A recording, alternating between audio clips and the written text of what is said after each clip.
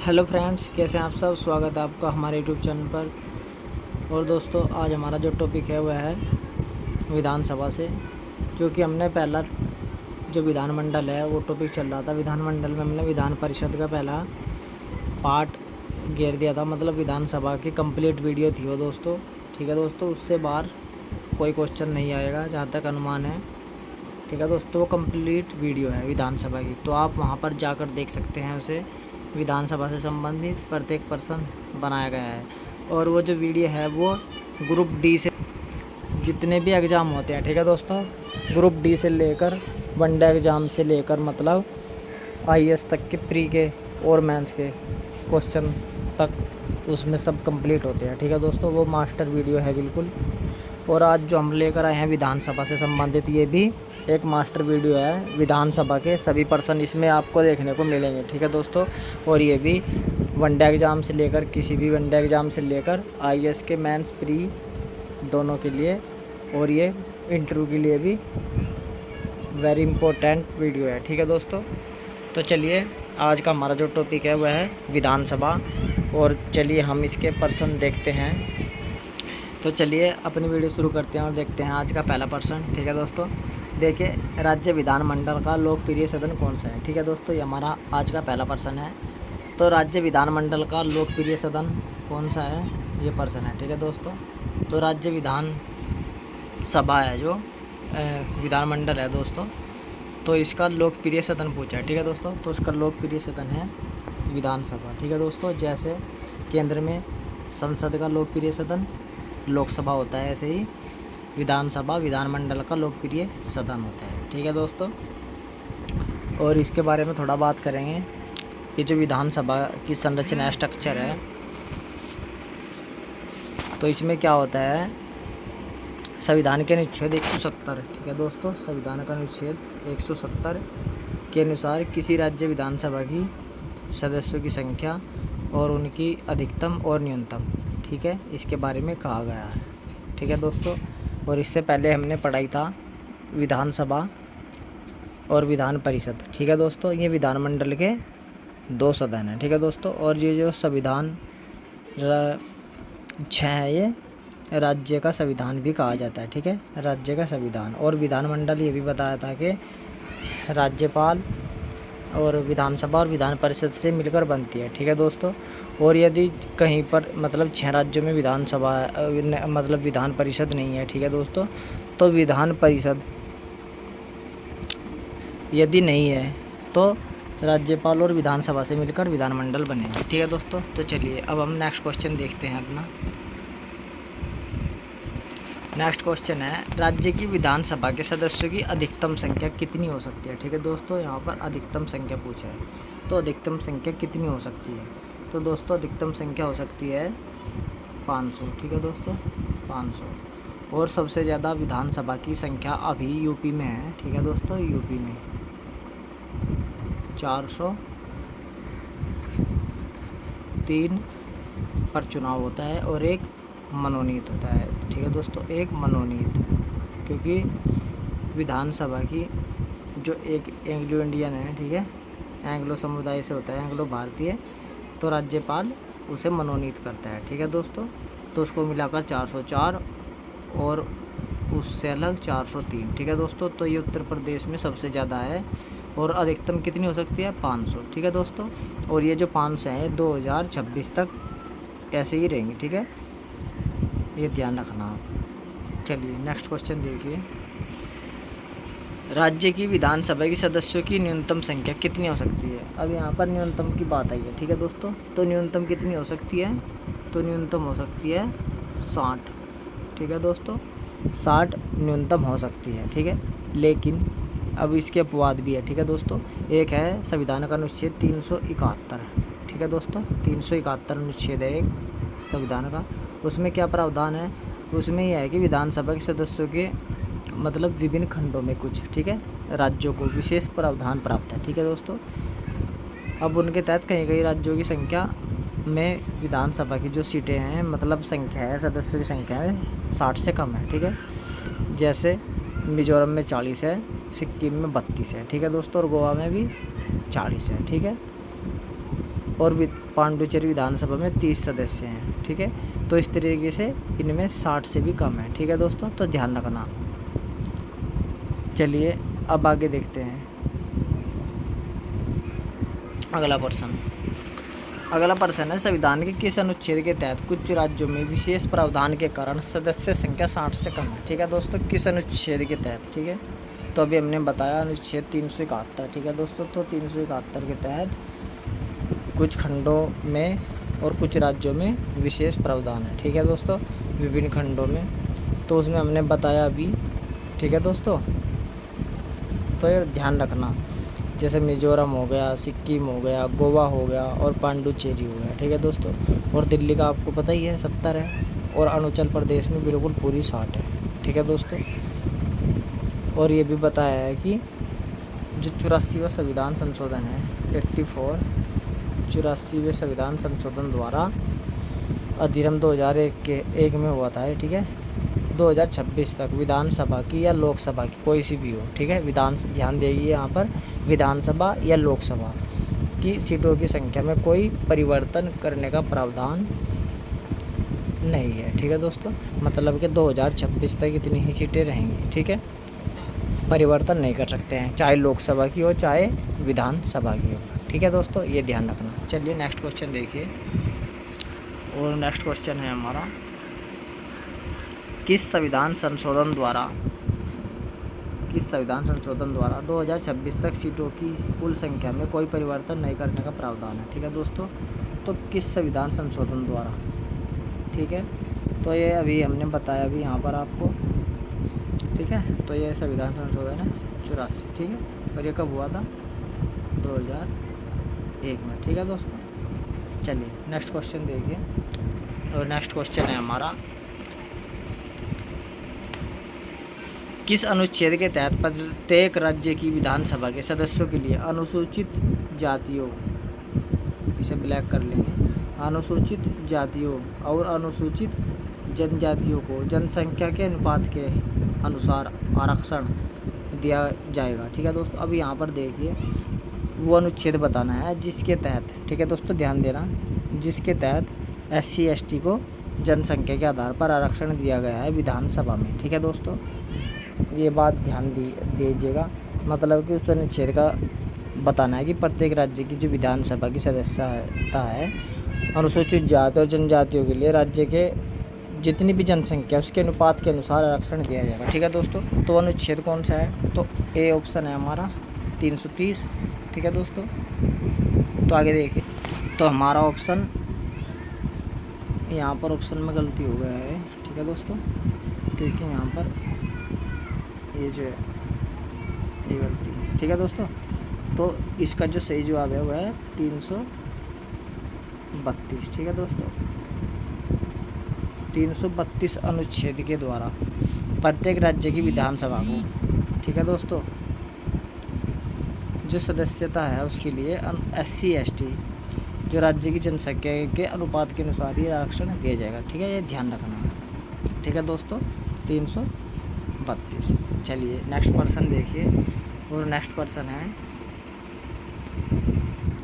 अनुच्छेद 333, राज्यपाल द्वारा राज्य विधानसभा में आंग्ल भारतीय समुदाय के प्रतिनिधित्व के कितने सदस्यों को मनोनीत कर सकता है। ठीक है दोस्तों, देखिए यहाँ पर मनोनीत करने की बात आ गई है। ठीक है दोस्तों, तो यहाँ पर कितने सदस्यों को मनोनीत कर सकता है, मतलब अनुच्छेद 333 है, राज्यपाल को यह शक्ति देता है, मतलब देता है कि राज्य विधानसभा में आंग्ल भारतीय समुदाय, ठीक है दोस्तों, ये ध्यान रखना, आंग्ल भारतीय समुदाय के प्रतिनिधित्व की, ठीक है, यदि उसे आवश्यकता है पढ़ने पर एक सदस्य मनोनीत कर सकता है। कितना दोस्तों, एक सदस्य।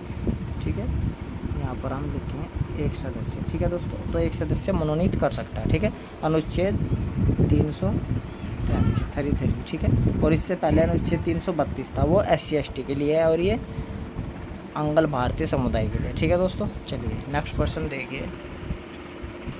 नेक्स्ट पर्सन है विधानसभा की अवधि कितने वर्ष की होती है। ठीक है दोस्तों, तो हाँ यहाँ पर अवधि पूछा है। ठीक है दोस्तों, तो जो विधानसभा की अवधि है, ठीक है फ्रेंड, तो विधानसभा की अवधि 5 वर्ष की है। ठीक है दोस्तों, कितनी? 5 वर्ष की, जैसे लोकसभा की भी है। ठीक है, भारत में अधिकतर 5 वर्ष की अवधि है, कुछ को छोड़कर, जैसे राज्यसभा, विधान परिषद। ठीक है दोस्तों, इनको छोड़कर लगभग काफ़ी हद तक 5 वर्ष की अवधि है। ठीक है, और जो ये 5 वर्ष है, इसकी गणना कब से की जाएगी? विधानसभा के प्रथम अधिवेशन की तारीख से। ठीक है दोस्तों, चलिए नेक्स्ट क्वेश्चन देखिए, और नेक्स्ट क्वेश्चन इसी से संबंधित है। विधानसभा की अवधि की गणना कब से की जाएगी? ठीक है दोस्तों, तो ये प्रश्न है, विधानसभा की अवधि की गणना कब से की जाएगी। चलिए अब हम इसके ऑप्शन देखिए। तो प्रश्न था, विधानसभा की गणना कब से की जाएगी। ठीक है, तो विधानसभा की गणना कब से की जाएगी? ऑप्शन ए में है विधानसभा चुनाव परिणाम से, ऑप्शन बी विधानसभा के प्रथम अधिवेशन से, ऑप्शन सी दोनों, ऑप्शन डी इनमें से कोई नहीं। ठीक है दोस्तों, तो जो उसका सही उत्तर है वो ऑप्शन बी है। ठीक है दोस्तों, ऑप्शन बी, विधानसभा के प्रथम अधिवेशन से। ठीक है, इसकी गणना शुरू होगी। ठीक है, 5 वर्ष की अवधि की। ठीक है दोस्तों, चलिए, और यदि चलिए अगले प्रश्न में बता देंगे। ठीक है, कोई नहीं। चलिए अगला प्रश्न देखते हैं। अगला प्रश्न है, निम्नलिखित में से कौन 5 वर्ष की अवधि से पहले विधानसभा को विघटित कर सकता है। ठीक है दोस्तों, देखिए यहाँ पर पूछा है कि अवधि कितनी हो रही है विधानसभा की? 5 वर्ष की, लेकिन उससे पहले भी यदि कोई उसे विघटित कर सकता हो, ठीक है, भंग कर सकता हो, तो कौन है वो व्यक्ति, वो बताना है। ठीक है, तो वे हैं राज्यपाल। ठीक है दोस्तों, ध्यान रखना, राज्यपाल क्या करेंगे, यदि उचित समझे, ठीक है, यदि सही समझे, तो 5 वर्ष की अवधि से पहले ही विधानसभा को विघटित कर सकता है। ठीक है, और सामान्यतः कब होगा ऐसा? जब मंत्रिपरिषद सलाह पर है। ठीक है, और जब मंत्रिपरिषद सलाह देगी राज्यपाल को, तो राज्यपाल क्या करेगा? विधानसभा को विघटित कर देगा, विघटन कर देगा विधानसभा का। ठीक है दोस्तों, चलिए नेक्स्ट क्वेश्चन देखिए, और नेक्स्ट क्वेश्चन है हमारा, विधानसभा का सदस्य बनने के लिए न्यूनतम कितनी आयु पूर्ण होनी चाहिए। ठीक है दोस्तों, तो यहाँ पर विधानसभा का सदस्य बनने के लिए पूछा है। ठीक है दोस्तों, तो जो विधानसभा का सदस्य है, ठीक है, या लोकसभा का सदस्य है, ध्यान रखना, क्योंकि सेम वही कंडीशन है, राज्य में विधानसभा की और केंद्र में लोकसभा की। तो 25 वर्ष है। ठीक है दोस्तों, 25 वर्ष, ध्यान देना यहाँ पर। ठीक है, 25 वर्ष आयु पूर्ण होनी चाहिए। ठीक है, और ये अनुच्छेद 173 में है। ठीक है दोस्तों, 173 में है, अनुच्छेद 173 में क्या दे रखी हैं? सदस्य हेतु अर्हताएँ। ठीक है दोस्तों, विधानसभा के सदस्य बनने हेतु। ठीक है, और 3 अर्हताएँ है, जैसे वह भारत का नागरिक हो, 25 आयु पूर्ण हो, और न्यायालय द्वारा पागल या दिवालिया घोषित न हो। ठीक है दोस्तों, तो ये अर्हताएँ हैं, अनुच्छेद 173 में दी गई। ठीक है दोस्तों, चलिए नेक्स्ट क्वेश्चन देखिए। अगला प्रश्न है, संविधान के किस अनुच्छेद द्वारा यह व्यवस्था की गई है कि विभिन्न परिस्थितियों में विधानसभा की अवधि 5 वर्ष से आगे भी बढ़ाई जा सकती है। ठीक है दोस्तों, यहाँ पर ध्यान देना कि ऐसी कौन सी स्थिति है और कौन सा वो अनुच्छेद है कि जो विधानसभा की अवधि है 5 वर्ष उससे भी आगे बढ़ाई जा सकती है। ठीक है दोस्तों, तो वो है अनुच्छेद 172। ठीक है, 172 में क्या है दोस्तों, विभिन्न परिस्थितियों में विधानसभा की अवधि 5 वर्ष से आगे बढ़ाई जा सकती है। ठीक है, ये संविधान के अनुच्छेद 172 में व्यवस्था की गई है। ठीक है, इसमें क्या होगा, अनुच्छेद यदि 352, ठीक है, ध्यान से सुनना, 352, और 352 क्या है? राष्ट्रीय आपातकाल। ठीक है दोस्तों, यदि 352 के तहत देश के किसी भी भाग में आपातकाल की उद्घोषणा लागू होने पर, ठीक है, तो संसद किसी विधानसभा के कार्यकाल को ऐसी स्थिति में या अवधि में बढ़ा देगी। ठीक है, और एक बार के में कितनी बढ़ाएगी? 1 वर्ष से अधिक नहीं बढ़ा सकती। ठीक है दोस्तों, ये ध्यान रखना, यदि राष्ट्रीय आपातकाल लगा है तो संसद क्या करेगी?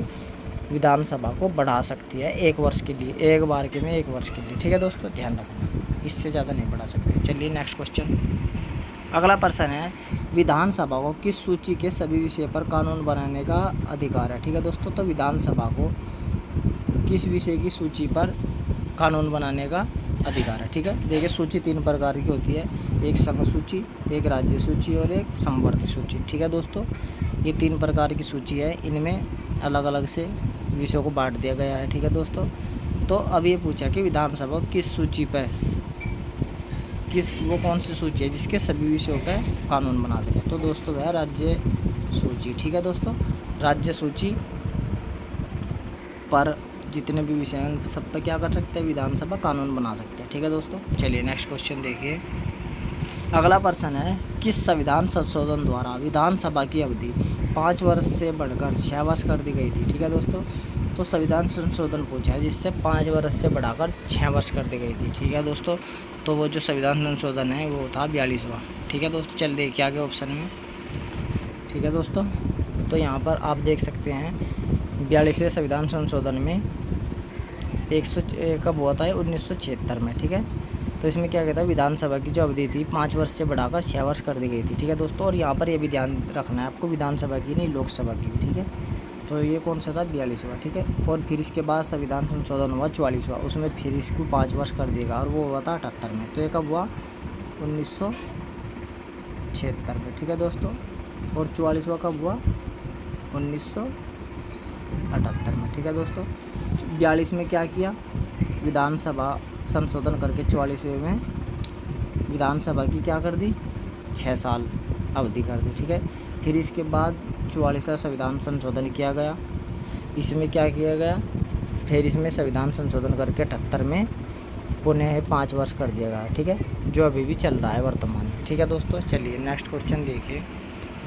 और नेक्स्ट क्वेश्चन है हमारा, राज्यपाल किसी भी विधेयक है यहाँ पर दोस्तों, विधेयक। ठीक है, टाइपिंग में हो जाता है, विधेयक को विचार अर्थ के लिए किसके पास भेजता है। ठीक है दोस्तों, मतलब विचार करने के लिए किसके पास भेजता है, राज्यपाल किसी भी विधेयक को मतलब भेज सकता है, तो वो किसके पास भेजेगा, विचार अर्थ के लिए। तो ऑप्शन है ए, राष्ट्रपति के पास। ठीक है दोस्तों, देखिए राज्यपाल क्या करेगा, राष्ट्रपति के पास विचार के लिए भेज देगा। ठीक है दोस्तों, यहाँ पर ये बात आपको ध्यान रखनी है। ठीक है दोस्तों, अब देखिए क्या होता है, कोई भी कानून बनता है पहले वो जैसे विधानसभा में गया तो विधानसभा से फिर लोग विधान परिषद में आएगा, फिर उस पर राज्यपाल अपनी स्वीकृति देंगे या उसको क्या कर देंगे, उसको रख लेंगे, या राष्ट्रपति को विचार अर्थ के लिए भेज देंगे या पुनर्विचार के लिए संसद को वापस कर देंगे। ठीक है, ये कंडीशन होती है, तो वो राज्यपाल की इच्छा है। यदि कोई भी कानून होता है, जब भी राष्ट्रपति वो केंद्र में राष्ट्रपति और राज्य में राज्यपाल उस पर अपने हस्ताक्षर कर देता है विधेयक पर, तो वो कानून बन जाता है। ठीक है, ये प्रोसेस है। तो अब इसमें क्या होता है, जब विधेयक को राज्यपाल भेजता है राष्ट्रपति के पास विचारार्थ के लिए या रख दिया जाता है उसके लिए, तो इसमें क्या होता है, राज्यपाल की सहमति आवश्यक नहीं होती है। ठीक है, इसमें क्या होता है, राष्ट्रपति की सहमति आवश्यक होती है। ठीक है, जब राज्यपाल उसे विचारार्थ के लिए रख देगा तब इसमें राष्ट्रपति की सहमति की आवश्यकता है। ठीक है, चलिए नेक्स्ट क्वेश्चन देखिए। नेक्स्ट क्वेश्चन है, राज्य के संदर्भ में धन विधेयक किस में पेश किया जाता है। ठीक है, तो किस सदन में पेश किया जाता है राज्य के संदर्भ में धन विधेयक, तो यहाँ पर बताना है। ठीक है दोस्तों, विधान परिषद में नहीं होगा, विधानसभा दोनों लोकसभा, तो उसका है विधानसभा में। ठीक है दोस्तों, और यदि केंद्र की बात करें तो लोकसभा में होगा। ठीक है दोस्तों, तो धन विधेयक कहाँ होगा, धन विधेयक केवल विधानसभा में पेश किया जा सकता है। ठीक है दोस्तों, चलिए नेक्स्ट क्वेश्चन देखिए।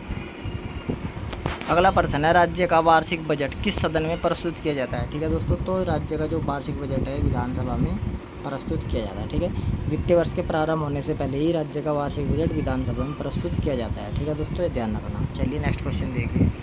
और नेक्स्ट क्वेश्चन है हमारा, राज्य सरकार कोई कर किसकी स्वीकृति से लगा सकती है। ठीक है दोस्तों, तो यहाँ पर राज्य सरकार की बात हुई है, कर की बात हुई है। ठीक है दोस्तों, तो राज्य सरकार कोई भी कर यदि लगाना चाहे तो किसकी स्वीकृति लेनी पड़ेगी, तो राज्य सरकार को विधानसभा की स्वीकृति से ही राज्य सरकार कर लगा सकते हैं। ठीक है दोस्तों, तो विधानसभा की स्वीकृति से। ठीक है दोस्तों, चलिए नेक्स्ट क्वेश्चन देखिए।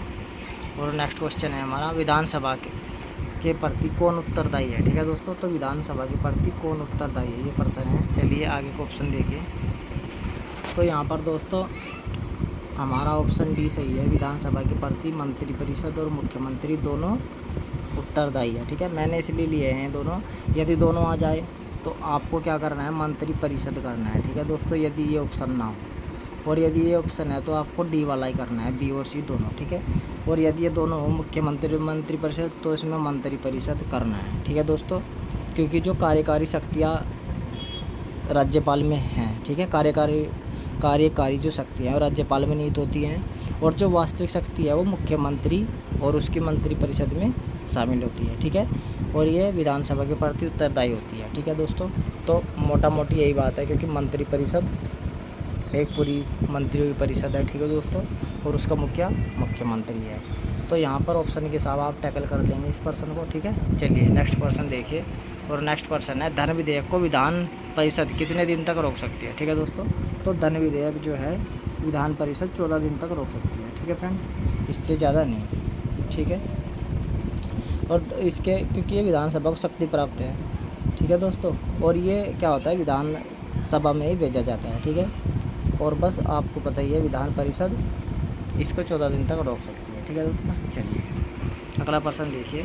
अगला प्रश्न है विधानमंडल के प्रत्येक सदन को अधिवेशन के लिए कौन बुलाता है। ठीक है, तो विधानमंडल के प्रत्येक सदन, 2 सदन होते हैं ना, तो अधिवेशन के लिए कौन बुलाता है उसको, तो अधिवेशन के लिए उसको बुलाता है राज्यपाल। ठीक है दोस्तों, राज्यपाल क्या करता है समय समय पर।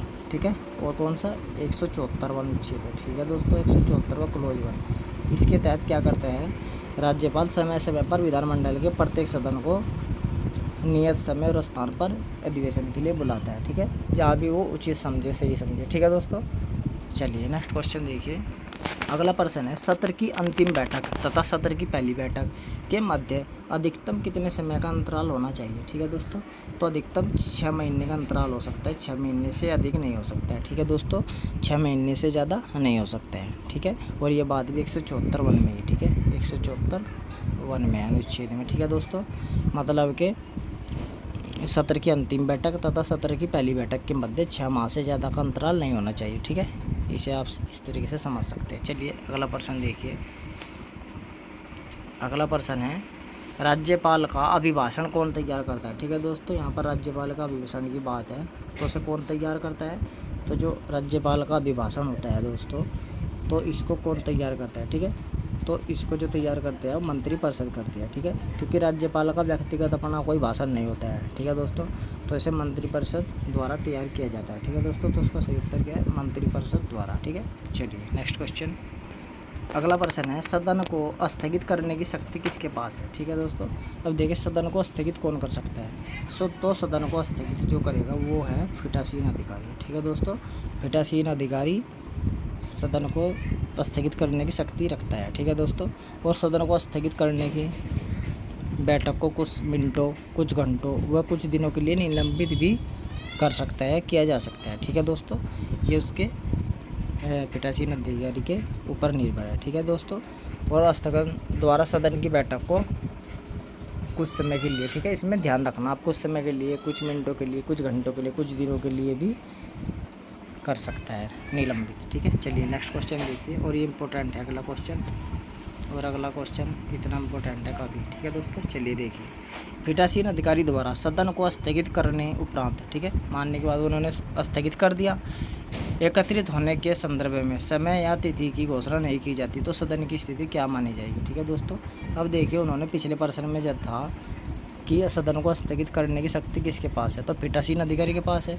तो पीठासीन अधिकारी ने क्या कर दिया, सदन को स्थगित कर दिया। ठीक है दोस्तों, फिर जब स्थगित कर दिया उसके उपरांत, करने के उपरांत एकत्रित होने के संदर्भ में, एकत्रित मतलब कि कब को सबको बुलाया जाए, एकत्र किया जाए सदन के लिए। ठीक है, यदि उस समय में उस संदर्भ में समय व तिथि की कोई घोषणा नहीं करता है, वो यदि ये नहीं कहता है कि इस तारीख को आना है या 1 घंटे बाद आना है या 2 घंटे बाद आना है, अभी पहले प्रश्न में था ना कि कुछ समय बाद, कुछ घंटे बाद या कुछ दिनों बाद, यदि वो कुछ भी नहीं कहता है, ठीक है, इस संबंध में कोई समय तिथि निर्धारित की घोषणा नहीं करता है, तो स्थिति में इस स्थिति में क्या स्थिति होगी सदन की। ठीक है, तो ये प्रश्न है। ठीक है दोस्तों, तो सदन की स्थिति क्या मानी जाएगी, तो ऑप्शन ए 1 दिन के लिए स्थगित, कुछ समय के लिए स्थगित, अनिश्चित काल के लिए स्थगित, कुछ दिनों के लिए स्थगित। तो दोस्तों फिर मानी जाएगी अनिश्चित काल के लिए स्थगित, क्योंकि उस पीठासीन अधिकारी ने कोई टाइमिंग बताई ही नहीं है, ना तो कुछ मिनटों के लिए बोला है, ना घंटों के लिए बोला है, ना कुछ दिनों के लिए बोला है। ठीक है दोस्तों, तो इस समय क्या होगा, फिर सदन अनिश्चित काल के लिए स्थगित माना जाएगा। ठीक है दोस्तों, चलिए नेक्स्ट क्वेश्चन देखिए। नेक्स्ट क्वेश्चन है 17 आसन किसके द्वारा घोषित होता है।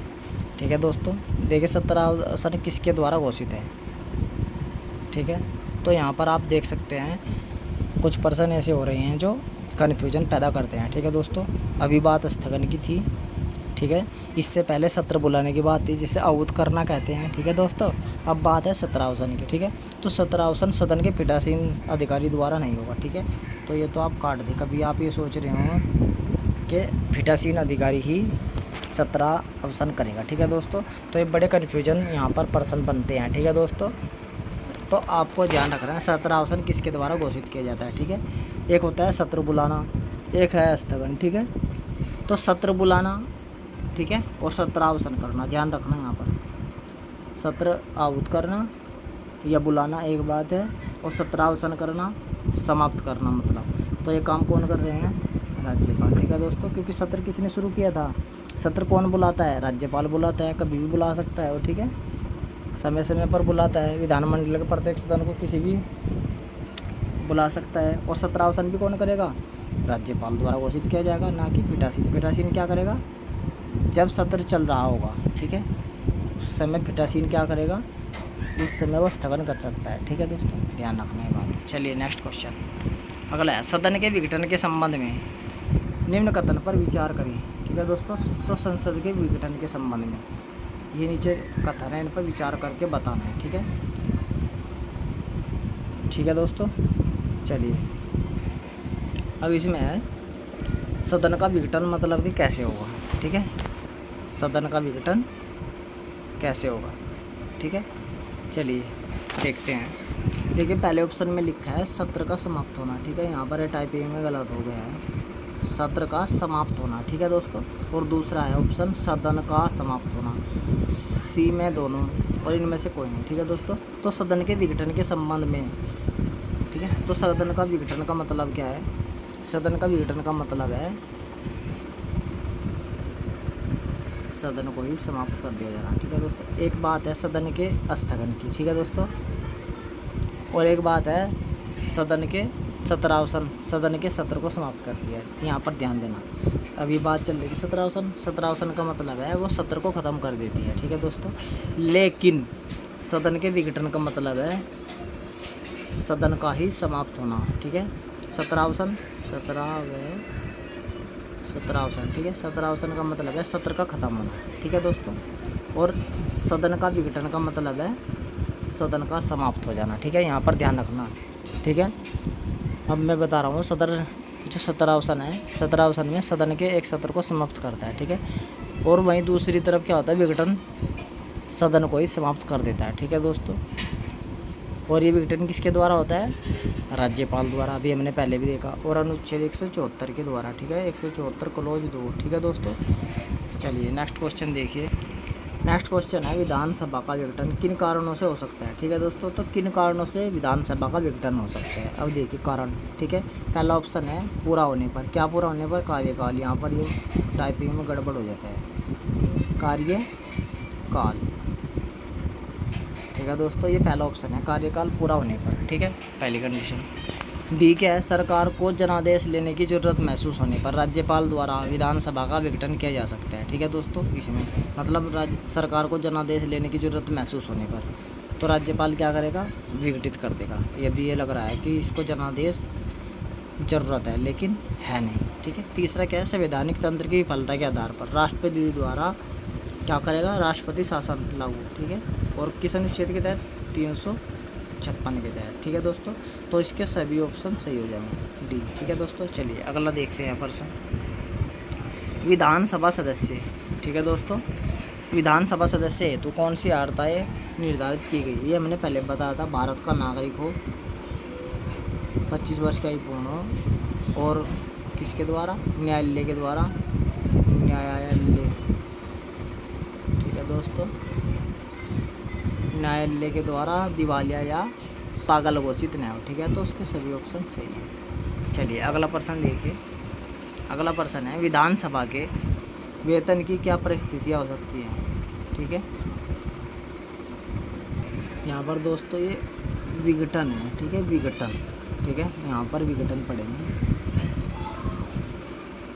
विघटन। चलिए, विधानसभा के विघटन की क्या परिस्थितियाँ हो सकती है? तो ए ऑप्शन देखेंगे, संवैधानिक सफलता के आधार पर राष्ट्रपति द्वारा राष्ट्रपति शासन लागू करने की करने पर, ठीक है, राष्ट्रपति शासन लागू करने पर, बिल्कुल सही है। अगला देखिए, अगला है मुख्यमंत्री द्वारा त्यागपत्र दिए जाने पर, ठीक है दोस्तों। तो मुख्यमंत्री द्वारा त्यागपत्र दिए जाने पर।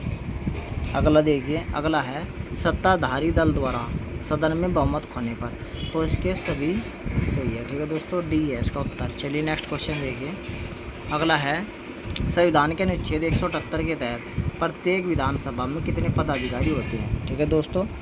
तो प्रत्येक पदाधिकारी पूछा है, ठीक है दोस्तों, पदाधिकारी कितने होते हैं, ठीक है। तो संविधान के अनुच्छेद 178 के अनुसार, ठीक है दोस्तों, प्रत्येक विधानसभा के 2 मुख्य अधिकारी, अध्यक्ष और उपाध्यक्ष, ठीक है दोस्तों, 2, एक हो गया अध्यक्ष और दूसरा उपाध्यक्ष, ठीक है दोस्तों, उपाध्यक्ष। तो ये 2 अधिकारी होते हैं, ठीक है। यदि किसी अध्यक्ष का उपाध्यक्ष पद रिक्त है, ठीक है, अध्यक्ष या उपाध्यक्ष का पद रिक्त है, तो विधानसभा के किसी अन्य सदस्य को क्या करेंगे, उसी स्थिति में यथा स्थिति मानिए अध्यक्ष और उपाध्यक्ष चुनती है, ठीक है दोस्तों। और इसमें क्या होता है, इसी प्रकार यदि द्विसदनात्मक व्यवस्था है, जहाँ पर मतलब विधानसभा भी है और विधान परिषद भी है, तो सदस्यों को ऐसे ही क्रम में सभापति और उपसभापति चुना जाता है, ठीक है, जैसे अध्यक्ष और उपाध्यक्ष को चुना जाता है, ठीक है दोस्तों, ये बात आप ध्यान रखेंगे। और यदि अनुच्छेद 180 है, उसमें यह प्रावधान है कि अध्यक्ष और उपाध्यक्ष की अनुपस्थिति में अध्यक्ष के रूप में वह व्यक्ति कार्य करेगा जो विधानसभा द्वारा कार्य हेतु निर्दिष्ट किया गया, ठीक है, या नियुक्त किया गया है, आप ये ध्यान रखेंगे, ठीक है। और एक बात और आप समझ लें कि सामान्यतः क्या होता है, विधानसभा के जो अध्यक्ष और उपाध्यक्ष हैं वो तब तक अपने पद पर बने रहते हैं जब तक कि विधानसभा का विघटन न हो, ठीक है दोस्तों, ये भी आपको बात समझ लेनी है, ठीक है। तब तक ही मतलब अपने पदों पर बने रहते हैं या जब तक उनका कार्यकाल पूरा ना हो, ठीक है। विधानसभा क्योंकि 6 विधान जो परिषद है वो 6 वर्ष की होती है, ठीक है, तो 6 वर्ष के लिए बन सकते हैं। चलिए विधान परिषद में, चलिए अगला प्रश्न देखिए। अगला प्रश्न है पदाधिकारी के पद से मुक्ति की क्या स्थिति हो सकती है, ठीक है। तो पदाधिकारी जब मुक्त हो जाएगा तो उसकी स्थिति क्या होगी, ठीक है दोस्तों।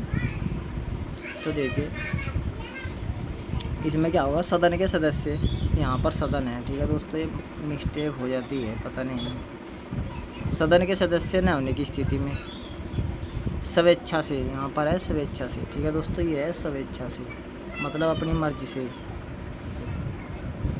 स्वेच्छा से इस्तीफा देने पर, ठीक है। यदि सदन अपने तत्कालीन समस्त सदस्यों के बहुमत से संकल्प पारित करके उन्हें हटा दे तो उसका डी ऑप्शन सही होगा, ठीक है दोस्तों। देखिए जो पदाधिकारी है उनको पद से मुक्ति की स्थिति क्या है, एक तो सदन के सदस्य न होने की स्थिति में, यदि चुनाव अवैध घोषित हो जाए, पहली कंडीशन।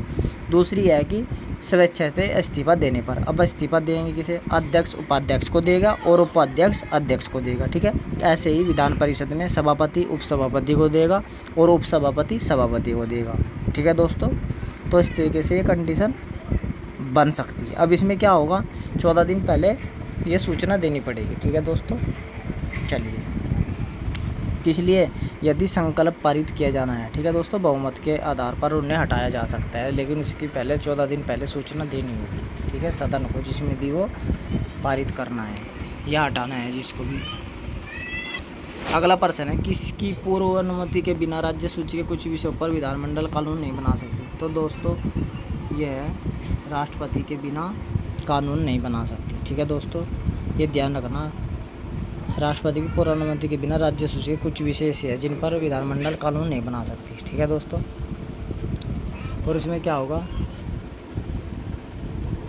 चलिए अगला प्रश्न देखते हैं फिर बताएंगे। चलिए अगला प्रश्न देखते हैं। अगला प्रश्न है आपातकालीन स्थितियों में राज्य सूची पर कानून बनाने की शक्ति किसे प्राप्त है, ठीक है दोस्तों।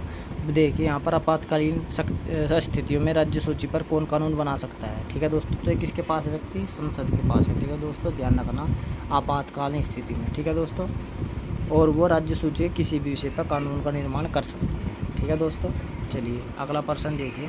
अगला प्रश्न है निम्न में से कौन 2/3 बहुमत से एक प्रस्ताव पारित करके राज्य सूची के किसी भी विषय पर कानून का निर्माण कर सकती है या कर सकता है। ठीक है दोस्तों, तो इनमें चारों में से बताना है कि वो कौन है। ठीक है, 2/3 बहुमत से, ठीक है, 2/3 बहुमत से प्रस्ताव पारित करके राज्य सूची के किसी भी विषय पर कानून बना सकती है, तो वह है राज्यसभा। ठीक है दोस्तों, ध्यान रखना, राज्यसभा क्या करेगी, राज्यसभा ये करेगी कि 2/3 बहुमत से एक प्रस्ताव पारित करके राज्य सूची के किसी भी विषय पर कानून का निर्माण कर सकती है। कब?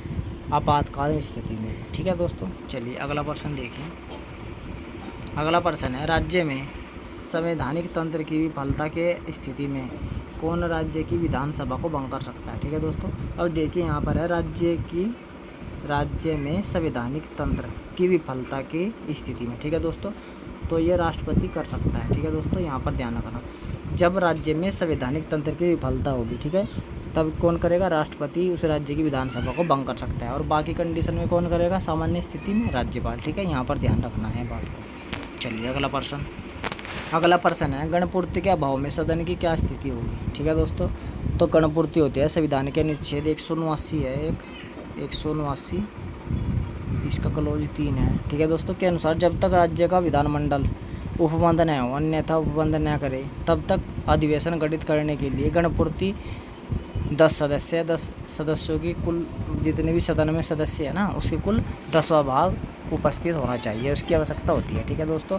अब 10% तो लोकसभा में माना था, जैसे ठीक है 245 है और 545 है वहाँ पर सीट लोकसभा में, तो वहाँ 10% होनी चाहिए गणपूर्ति के लिए। ठीक है दोस्तों, तो 10% का मतलब है, जैसे हम मान लेते हैं कि भाई 55 तो होने ही चाहिए। ठीक है, या क्या नाम उसका 54 होनी चाहिए। ठीक है, तो 54 की जगह हम कितने कहते हैं कि 55 सदस्य सांसद तो होने चाहिए लोकसभा में गणपूर्ति के लिए। ठीक है दोस्तों, तो ऐसे ही विधानसभा में भी कितने होने चाहिए, 10% है, 10वां भाग। ठीक है दोस्तों, तो आप यहाँ पर ये इसमें लिखा गया है, आप इसे यहाँ पर समझे। ठीक है, अब गणपूर्ति के अभाव में सदन की स्थिति क्या होगी। ठीक है, जब गणपूर्ति पूरी नहीं हुई है, 10% लोग पूरे नहीं हो रहे, सदस्य पूरे नहीं हो रहे। मानने की बात है, यूपी में कितने हैं, यूपी में 404 है टोटल।